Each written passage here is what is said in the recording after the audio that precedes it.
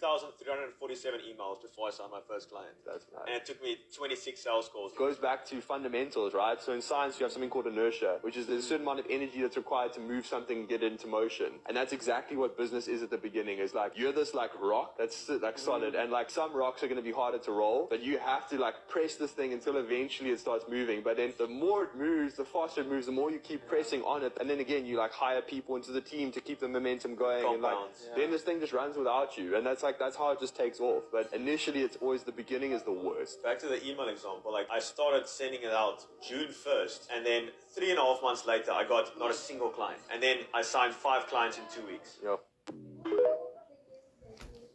That's what you call patience, bro. Consistency and preparation. You know what I'm saying? You gotta stay at it. You gotta stay active. This thing of saying I wanna see my profit or see my marginal return in 30 days, like, dog. First of all, based on what niche you're trying to pull, you need to also look at those type of factors, as well as even if they are popularly known for that rapid growth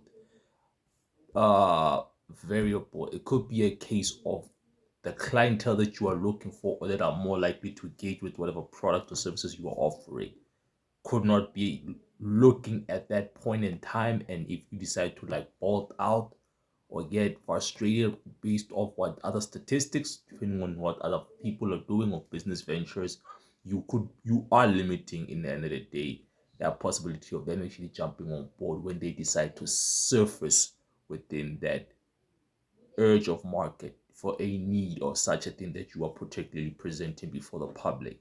So yeah, if you're really about this, but you gotta really be about this. I was watching this other thing by John Ma. I think it's the eBay guy. Yeah, and he literally said, from like, your first 2 years should never be counted as what you're talking about making a profit. Even if it happens, just look at that as your marketing time frame.